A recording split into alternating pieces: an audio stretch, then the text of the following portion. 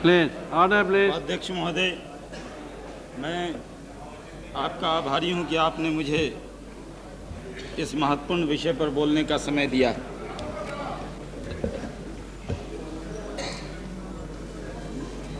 उपाध्यक्ष महोदय, कल से चर्चा चल रही और मैं अल्पसंख्यक समाज से आता हूं।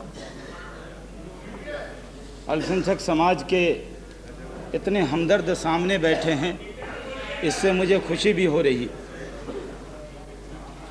लेकिन दुख ये भी हो रहा है कि आज़ादी के 52 साल बीत जाने के बाद आज अल्पसंख्यक इस हालत में कैसे पहुंचा है। 2 साल 3 साल से भारतीय जनता पार्टी की सरकार है और 2-3 साल के अंदर मैं मानता हूं कि आज अल्पसंख्यक के मन में इस बात का मलाल है कि हिंदुस्तान का मुसलमान गरीब है, पिछड़ा है, बेरोज़गार है, उसके अंदर शिक्षा की कमी है और ये सारी कमियां किस वजह से हुई है, ये भी चर्चा का विषय होना चाहिए था उपाध्यक्ष महोदय। और जिसके लिए मैं उन सारे विषय को उपाध्यक्ष महोदय बहुत विस्तार से रखना चाहता हूं। मैं जानता हूं उपाध्यक्ष महोदय कि मुझे बहुत ज्यादा टोका जाए, नहीं, क्योंकि उपाध्यक्ष महोदय मैं इस बात को बहुत अच्छी तरह जानता हूं। आपको कोई मैं कम उम्र का सांसद हूं, पहली बार संसद में मेरी आवाज सुनी जा रही है उपाध्यक्ष महोदय, और मैं ये भी गर्व के साथ कहना चाहता हूं कि मैं जहां से चुनाव जीता हूं वो है हिंदुस्तान में सबसे ज्यादा मुस्लिम मतदाता मेरे चुनाव क्षेत्र किशनगंज में रहते हैं। मैं वहां से चुनाव जीतकर भारतीय जनता पार्टी के टिकट पर चुनाव जीत कर आया हूं उपाध्यक्ष महोदय। और मैं जहां से चुनाव जीता हूं मैं भारतीय जनता पार्टी का इकलौता मुस्लिम सांसद हूं, इसलिए कई लोगों की नजरों में बहुत खटकता हूं उपाध्यक्ष महोदय। कई लोगों को ये लगता है कि जब हम इधर आरोप लगाते हैं तो यहाँ शाहनवाज जब खड़ा होता है तो उनकी धार कमजोर हो जाती है उपाध्यक्ष महोदय। मैं कहीं पर सेलेक्टेड नहीं हूँ उपाध्यक्ष महोदय, मैं इलेक्ट होकर आया हूँ और जहाँ 7,10,000 मुस्लिम मतदाता रहते हैं वहाँ से चुनाव जीत कर आया हूँ। सवाल सिर्फ इस बात का नहीं उपाध्यक्ष महोदय कि ये मुद्दा, ये राम जन्मभूमि बाबरी मस्जिद का विवाद, ये मामूली विवाद नहीं है। आज़ादी के वक्त उपाध्यक्ष महोदय मैं पूरी तैयारी में हूं, जितना टोकेंगे उतना और खतरनाक बोलूंगा, ये पहले बता देना चाहता हूं। मैं आपके टोकने से चुप होने वाला नहीं हूं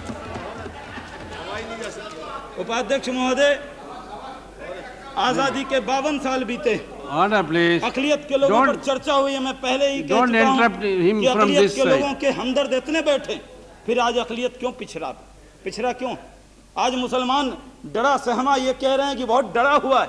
आपने इतना मजबूत क्यों नहीं बनाया? 50 साल में 52 साल में आपने 47 साल तक इस मुल्क पर हुकूमत किया है। आपने अल्पसंख्यक को इतना मजबूत बनाया होता कि अल्पसंख्यक इस देश में कहीं डरा सहमा नहीं होता। आपने 47 साल में उसकी हालत क्या की? ये आज मंदिर और मस्जिद के मुद्दे पर यहाँ चर्चा शुरू हुई है। मैं पूछना चाहता हूँ, राम जन्मभूमि और बाबरी मस्जिद का विवाद शुरू कहाँ से हुआ? मैं उन विवाद में ज़्यादा ले जाना आपको नहीं चाहता। मैं तो इतना पूछना चाहता हूं कि अगर वो बाबरी मस्जिद, वहां पर बाबरी मस्जिद के अंदर नमाज हो रही थी, सबसे पहले मूर्ति जिसके समय में रखे गए उस वक्त के प्रधानमंत्री का नाम क्या था? उपाध्यक्ष महोदय मैं ये जानना चाहता हूं। 22 दिसंबर 23 दिसंबर के जी उस वक्त के प्रधानमंत्री आदरणीय जवाहरलाल नेहरू जी थे। 22 दिसंबर 23 दिसंबर को वहां मूर्ति रखी गई और बाबरी मस्जिद का स्टेटस तो 6 दिसंबर को कार सेवा नहीं हुई थी। 6 दिसंबर की जगह 22 और 23 दिसंबर को कांग्रेस के प्रथम प्रधानमंत्री के दौर में आपने उस बाबरी मस्जिद को राम जन्मभूमि बनाने का काम किया था। इससे आप इनकार नहीं कर सकते। उपाध्यक्ष महोदय 29 दिसंबर के दिन उपाध्यक्ष महोदय 29 दिसंबर को जिला अधिकारी फैजाबाद के म्युनिसिपल चेयरमैन को किया गया। 16 जनवरी को mister Anil Basu, thank you आपका, शुक्रिया आपका।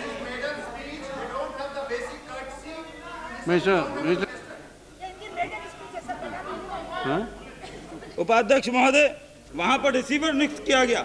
16 जनवरी 1950 तक में वहां पर इंजंक्शन फाइनल दिया गया, परमानेंट दिया गया, और 3 मार्च को वहां पर अंतरिम इंजेक्शन में यह पक्का किया गया कि मूर्ति को हटाने को प्रतिबंध किया गया और मूर्ति की पूजा करने का हक वहां के हिंदुओं को दिया गया। 22 दिसंबर से 3 मार्च तक कांग्रेस की सरकार केंद्र के अंदर भी थी, कांग्रेस की सरकार राज के अंदर थी। यहाँ नेहरू जी प्रधानमंत्री थे, वहां पर पंत जी मुख्यमंत्री थे। आपने वहां पर कोई कदम नहीं उठाया, कोर्ट का निर्णय बाद में आया, आपने पहले ही उस मामले को होने दिया।